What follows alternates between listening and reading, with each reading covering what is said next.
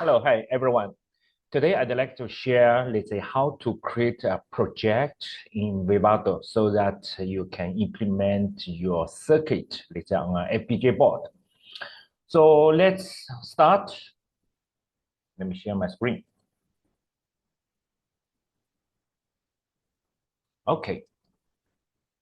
So suppose you already downloaded the design. If someone, let's say, you want to find the link to download the design, you can go to this GitHub link to download the design. Then let's start. At first, I assume you already installed the Vivado. So let's start. Let's say I have two versions. I use the latest version, 2024.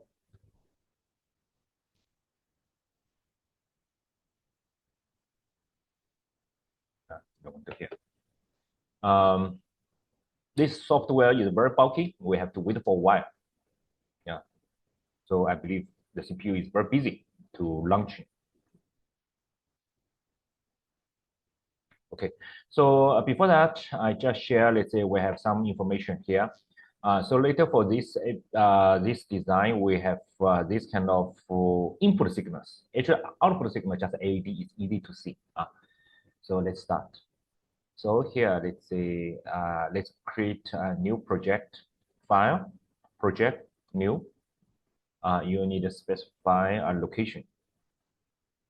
So let's say we use this location then here. Then I want to create a project. Let's say MET, let's say lab 7 you video recording. Just want to for video recording. Okay, I just click the next. Here, let's say we just make sure this RTL project is selected. Then at this moment, you can add files, but here, let's say I suggest do not add file at this moment. Do not. Here, let's say do not add. Then here, let's say we need to select which component, what is the part ID. So this one is provided in this file. Let's say we have FPGA part ID. This also is on our course Moodle website. Paste. Okay, this one. Next, select. Then finish.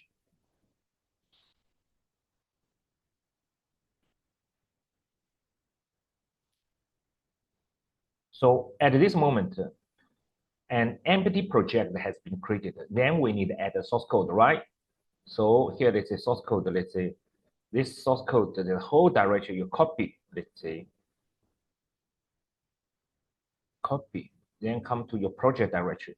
So here, let's say you can see in the target directory, this directory is new, is created by the project Lab 7 Video IEC, right? We just created this this one. Then project, let's say, then paste your source code directory here. So by doing this, it's easier to manage your source code versions, such as by using the Git. It will be easy because all your source code are in this directory. Then let's start to add. So at first, we need to select what kind of components you want to add. You see from here, there are different components. We will add the design source, which is the HDL. In this example, is the Verilog. Then later we add the constraint and the simulation. So we do this one at first. Add. So you check this one is the design source or not. Design source. So next, then here let's say we click the add files. Then design source go to our directory Lab 7, right? Video IEC, right? SRC. This is our source code directory. All the source code for the design are in the HDL hardware description language. They're all fast. You click the first one, you press Shift, then click the last one. All are selected. You click the OK. Then you just click this finish. Okay. The circuit description files are included here. You can have a look. So this one is the display in hierarchical structure. Then after that, we need to add the constraint. You click the constraint. You click this plus symbol. So make sure this one is a constraint. Add or create a constraint. Make sure. Then here is add files. add the constraint files, right? All the constraint files are in this XDC directory. Then right now you can see there are two constraint files. You only need to select one. Remember, only one. So which one you should select? You based on your board. Which board are you using? So right now on my hand is what I have is Nexus 4 DDR board. So due to this, I select the Nexus 4 DDR, this master XDC file. If you are using the Nexus A7, you just select the next one. Okay. Yeah, select. Then click the finish button. Then we have the simulation files. So here, let's say you click the simulation source. Then you click plus. Then make sure this one is the simulation. Then we click next. We click the add files. Then we need to go to a directory for simulation, SIM. So just select this. Let me check the directory is correct or not. Okay, just check the TV top. Okay, click finish. Just wait for a short while. Okay, so here in the simulation, you can see there are two files that are in parallel, right? But for the simulation, we know, let's say, to simulate your device on the test, in short, the DUT, right? I need to create a wrapper so that I can provide the stimulus to this DUT and check this DUT's output, right? So we need the so-called the test bench top, right? Top test bench. So this one is described in this TV top file. And how come we have this? This you see, this is actually the design file. Why the design file is here? Because the tool doesn't know which one is the top. So here, let's say you need to specify your right click this TV top. You select this one as the top, set as the top. You set as the top. You see, then the TV top would be in bold font, right? So right now this setting is done. Then let's have a look what we need to do. This is lab hangout. The question 1 to 5, I think is easy. Let me start from the question 6. By the way, which document is it? Please have a look. So this is the DigiPen SIT programs, the Mechatronics system programs MET 1301 course in the spring 2025, lab 7. So in this lab, we will design synchronized and asynchronous counters. So let's go to the question 6. Okay, we want to see the Verilog simulation result. So let's come to the Vivato software. What we need to do is see, let's say we just come to this left side flow navigator. We come to the simulation category. Left click, run simulation. Left click, you can see there is a button. Then you click the run behavior simulation, this one. I put this to this another side. We have to wait for a while.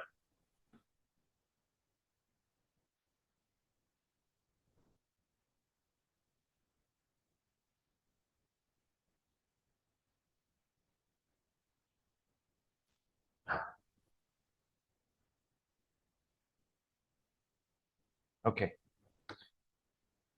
So here, let's say there are some signals here. Let's say we have to select the signal we are interested in, right? So this kind of default signal, you can select them, right click, you click the delete, right?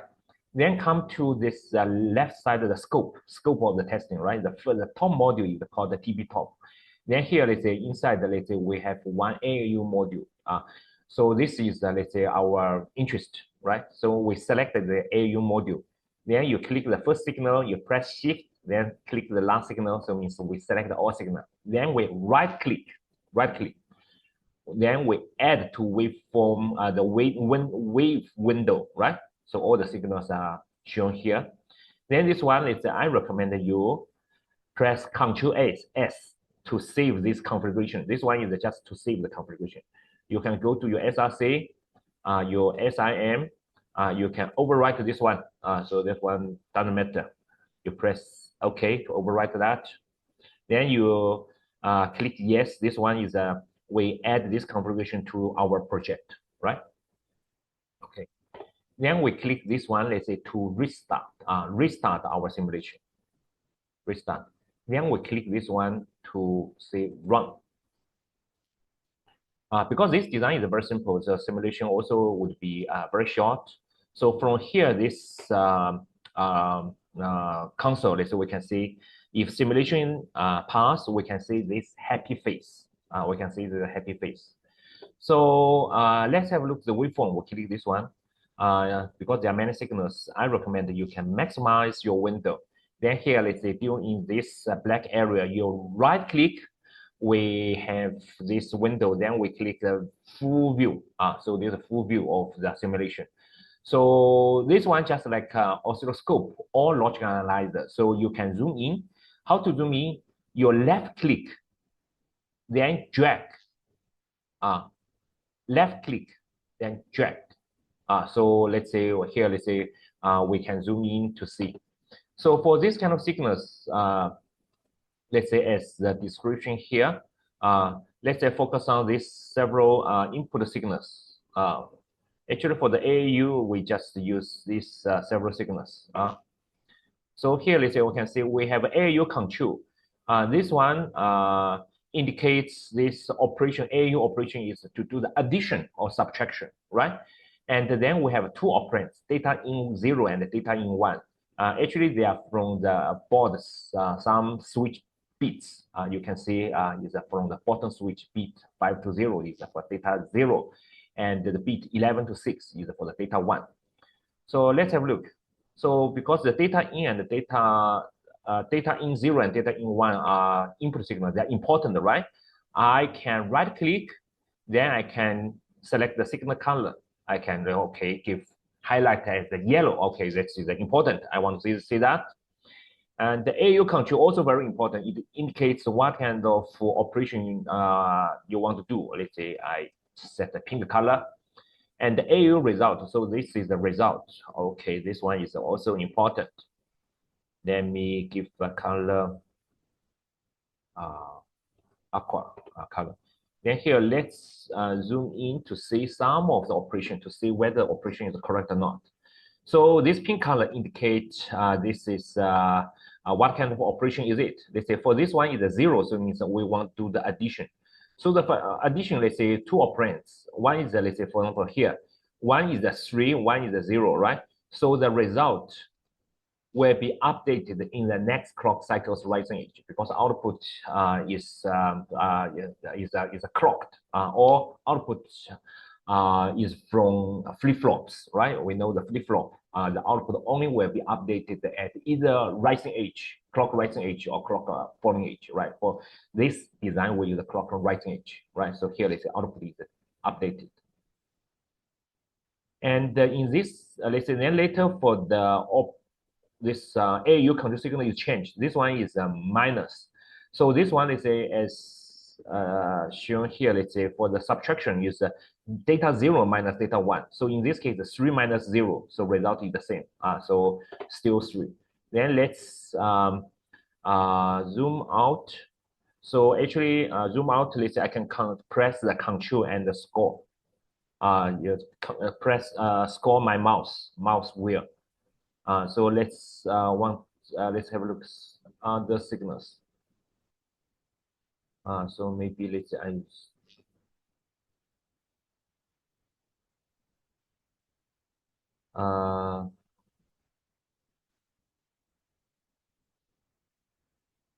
still similar here.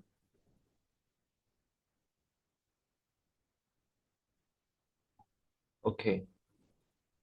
Let's have a look at this example. So let's say data 0 is still 3, but the data in, let's say right now is 4, right? For this case, let's say if the this AU control is 0, 3 plus 4 result is 7, right? Then this AU control is 1. We do the subtraction, 3 minus 4, right? The result here is 3F. How come we have a 3F? Because the number are represented in two's complementary. Because in digital electronics, we only have 0 and 1, right? So this one, let's say, is up to you how to interpret this kind of numbers. You click this one, if you click, actually these are just the signals for each bit. So again, this one is up to you how to interpret. You can right click this one, we have a menu, so we have the radix. If you want to view this one and assign the decimal, so okay, the display is assigned the decimal, but you can see the binary actually is not changed, right? If you want to view them as outside the decimal, then it's a 63, right?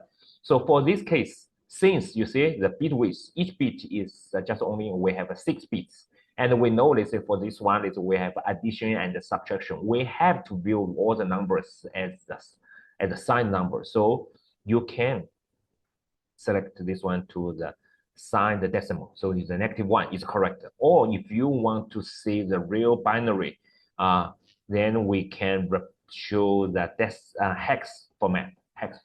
Okay, so this is simulation. Then let's see. Let me see this one. Then let's say what is the next question? Okay, next question. Show the RTL analysis schematic. So let's go back. So RTL analysis. So here, let's say you come to here, this RTL analysis entry. There's a schematic button here. You click this one. We let the system to run.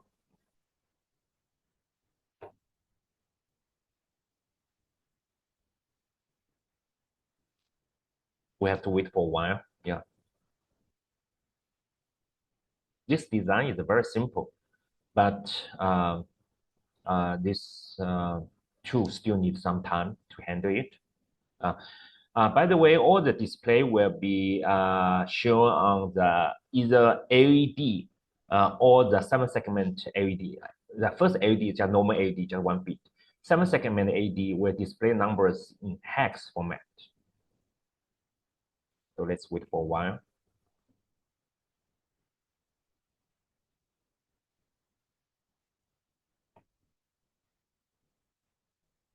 Okay, so this is the schematic. So there are some 7-segment LED control signals. Let's ignore that. We just come to here. Let's say to see this ALU. Let's say U_ALU. This is the instance name for this ALU module. We click this one. Let's see. Let me maximize this one. So I press the control and I scroll mouse wheel so that I can zoom in and zoom out. So you see, this is AU circuit. Let's say from here, you can see, actually this here, let's say I just do once is to do the subtraction. Another, let's say circuit is to do the addition. Then here, let's say we have a multiplexer to select. So this multiplexer's O's means output is from subtractor or the adder. Then this output will go to a register, So let me store this this picture. So because later we will compare. Then next question 8, we will show the synthesis schematic. To do that, you have to go through the synthesis. Right now you see the synthesis entry. So right now you see this one is grayed out. You cannot click, right? To view the synthesis result, you have to click this run synthesis. We have to wait.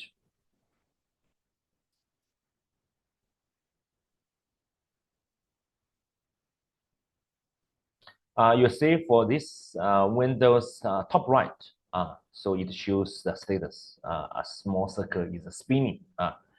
We have to wait for a few minutes. So meanwhile, let's have a look the signals description. So here, let's say these are the 3 important input signals. But on the board, later you will see a board, right? Let me go to a board. You can see a board, something like that. So at the bottom side, there are 16 buttons. These 16 buttons, they have a name. Let's say called SW. So SW means switch. So let's say when you face this board, you can see the ID, right? They're 0 to 15, right? So the lowest, let's say, bit 0 to 5, they are used for the first operand, the data in 0.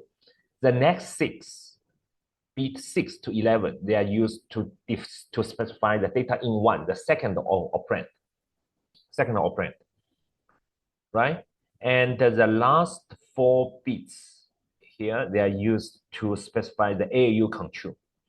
And apart from that, we in the middle, this here, we have 5 buttons called the button C, button U, button D, button L, and the button right.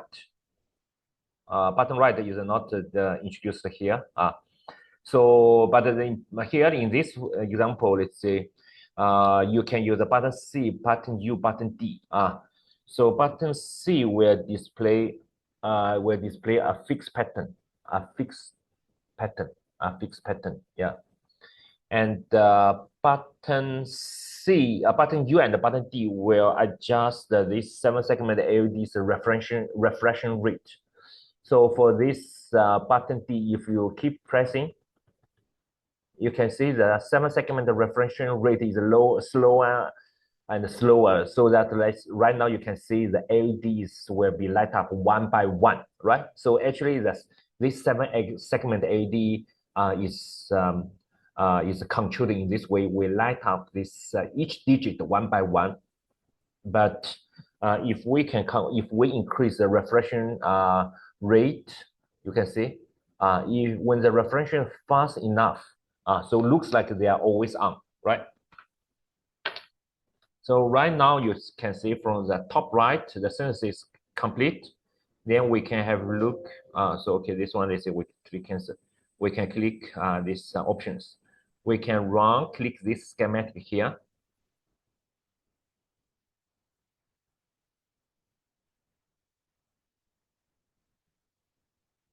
Okay, looks like different, right? So for me, I zoom in the middle part. This is the ALU, right? I click this one. I also maximize this window. Then here, let's say I zoom out a bit. I press Control and scroll my mouse wheel. Okay, adjust a bit. You see, this is the schematic at this moment after the synthesis. Let's recall the schematic we had before, you see. This one is from the RTL analysis. Looks like they are totally different, right? Totally different. So the first one, the RTL analysis shows the logic. Let's say the logic here, what you want to do is that you have 2 operators. One is the subtract to do the subtraction, another one to do addition. And we have a multiplexer to select. Then at the end, the data goes through a register, right? But how come the circuit changed to this format? This one is because if you want to implement your logic, you need to find the available components you have, right? On this FPGA, the available components are these. So they're displayed here. These are the available components. So I can use this kind of available components to construct. Just for example, in your lab, if you have a 7-4 series, let's say, and or not, right, you can construct a circuit. Or in another case, in the lab. So today, let's say, I don't have this kind of components. I just have the NAND gates, right? We know by using NAND gates, I can construct and or not, right? So it means if I just use the NAND gate, I also can construct the circuit, right? But the circuit would looks like different, right? Looks like different because right now I just use the NAND gate to construct. But logically, they are same. So here, let's say for this synthesis schematic, it shows the schematic by using the available components. So these are my available components. The AUT means the lookup table. So for this lookup table, they just implement a truth table, yeah. But right now for us, not necessary to care the content of this lookup table. So once you can see this one, so for the question 8 is done. So the next, we need to show the device implementation. So before that, we need to go through the implementation. You see, right now implementation is, so these options are grayed out. You need to click this one. Usually the implementation takes the longest time during your process because it is very complicated. So we can see the top right, the circle starts to spin, right? So meanwhile, let's have a look the README. Okay, so for these several buttons I already showed, right? Let's say button C, display a fixed number. On the board, we also have a signal called the CPU reset. That is a reset button. You can press that one to see. And for the button L is used, actually is previously we used it for the debugging. So button L, let's say when you press, it shows the 6 bits of the AAU result. So this AUD, you see above each this switch, each DIP switch, there's one AED, right? There's one AED above each DIP switch, right? So these are the so-called the AED signal. So the AED signals 0 to 5, they can display the AED result if you press the button L. If you don't press, so these 6 bits, they are used to display reflection rate indicator. So this indicator, let's say, will display the range from 9 to 29. So for this one, let's say, please ignore the bit 5. You just analysis the bit 0 to bit 4. So you just use this 5 bits to analysis. And the number 9 indicates the fastest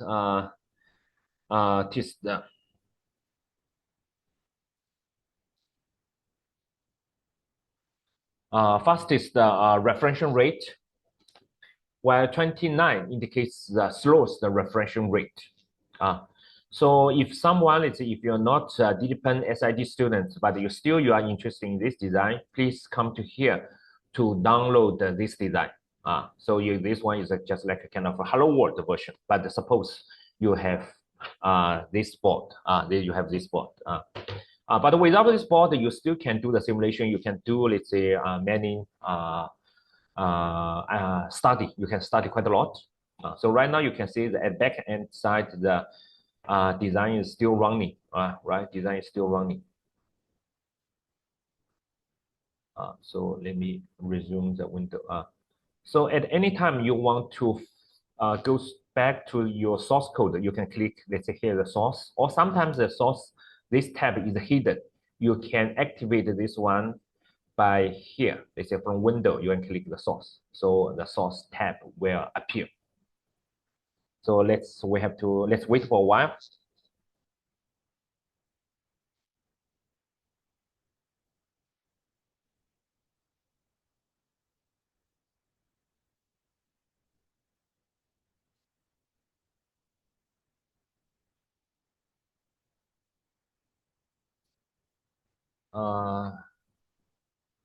Meanwhile, let me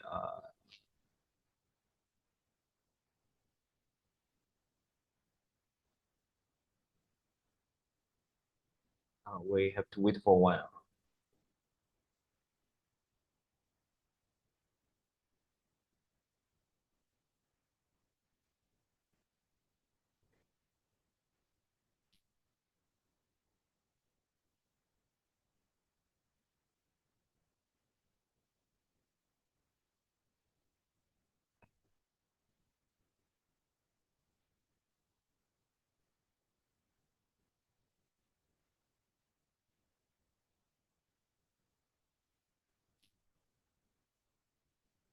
Okay, so you can see the backend, the implementation is done. So right now we cancel.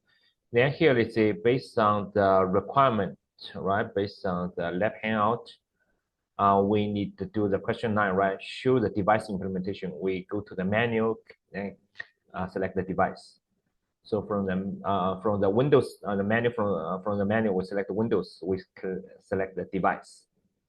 So this is the device. Then we do the next one, show the implementation utilization. We come to the implementation, right? We click this one, we can have more options. Then we have this option, report utilization. We click this one.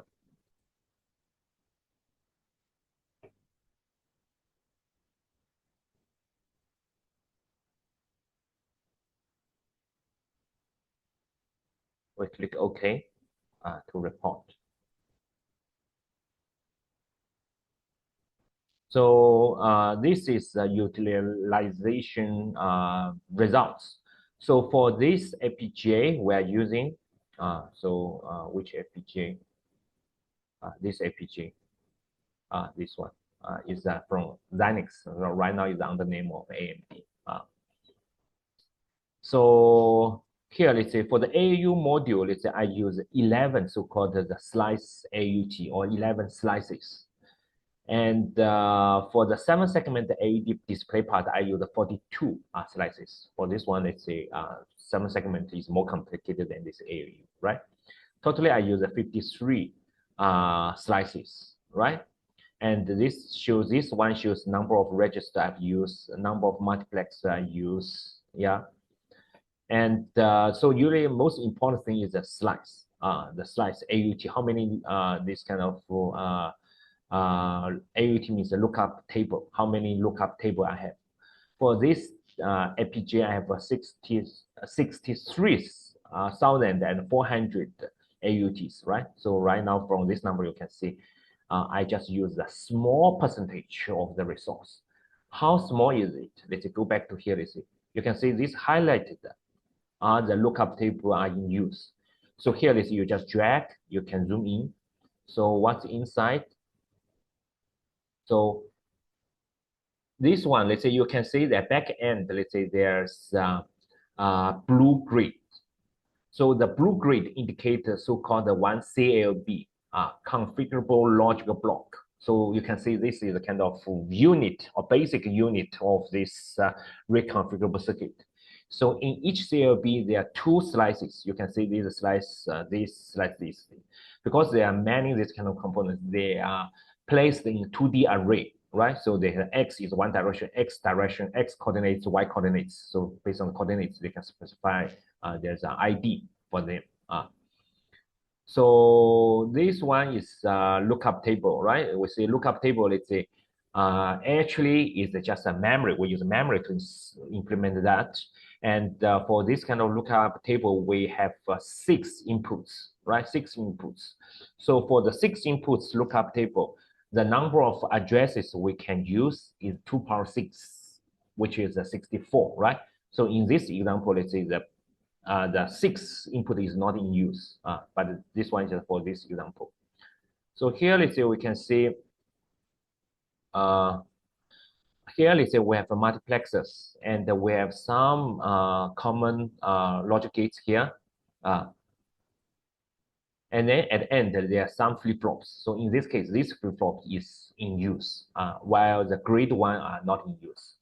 So this one, they say you just need let's observe the utilization resource. Let's say you can see, let's say just a really small, very small percentage of resource they have been used. Okay, so this is for the question 9 and 10.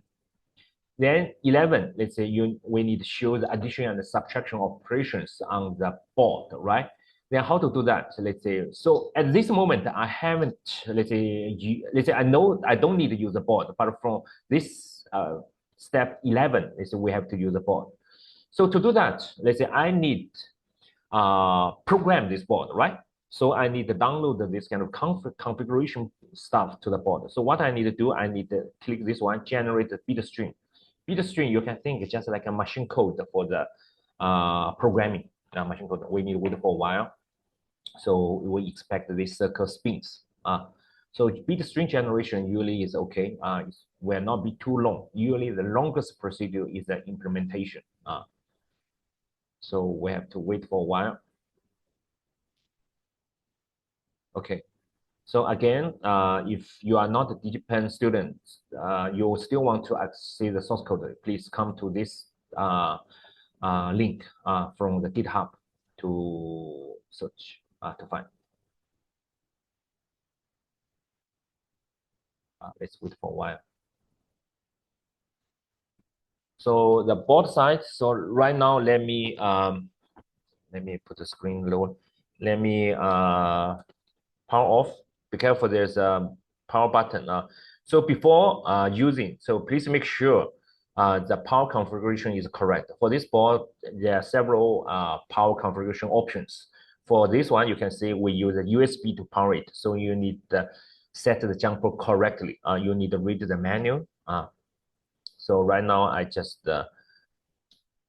power. So right now it's empty. So it's not no any display, right? So we have to just wait for a while. So wait, this spinning circle stops. So the board here, from this step, we are going to use this board.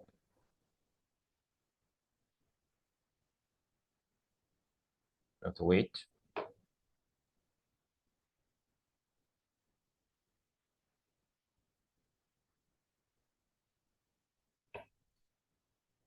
Okay, so meanwhile, you can have a look. This is a test bench.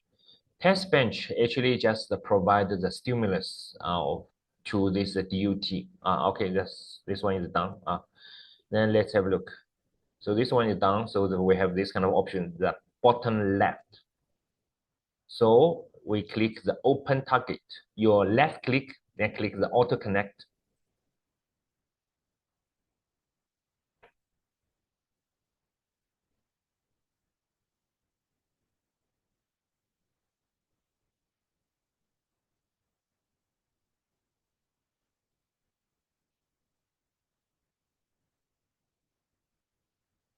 Okay, then you left click the program device, and then left click this one. So this one is will display this so-called bit file. Bit file you can think is just like the exe file or the machine code. We just select this one program. See the board. So after programming, the board is on, right? So we said, let's say for this board, let's say we do two numbers subtraction, right? So the highest 4 bits are used for the to specify what kind of operation you want to do, the addition or subtraction. Lower 6 bits they are used to specify the operand 0. Let's say right now is a 3, right? Let's say the AD it displays the 3, right? Displays 3. Then the next number, let's say, is another operand. So right now it's 3 plus 1, right? So this bit is 1, right? 3 plus 1 is 4, right? 3 plus 1.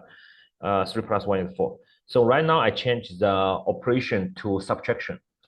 So right now is 3 minus 1 is 2, right? So let's say I do this. Right now is 3 minus 3 is 0. But right now I toggle another bit. So right now it's 3 minus 7. 3 minus 7 is what? 3 minus 7 is negative 4. But how come right now I display 3C? Because here, let's say, I just display the binary numbers in a hex format is 3C. So this is the basic part of this simple AAU. Then for this several buttons, the middle, I press, I will have a prefix value. So this one usually is for debugging. Something wrong, let's say I press this one, let's say to see it works or not.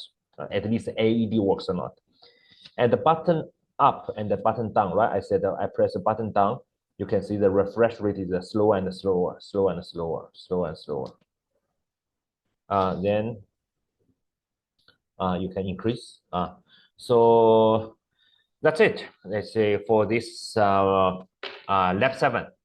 Okay, so after using, please remember to power off your FPGA board. Then you can see you can get this message. This one doesn't matter. So that's all. Good luck and have fun. Okay. Bye-bye.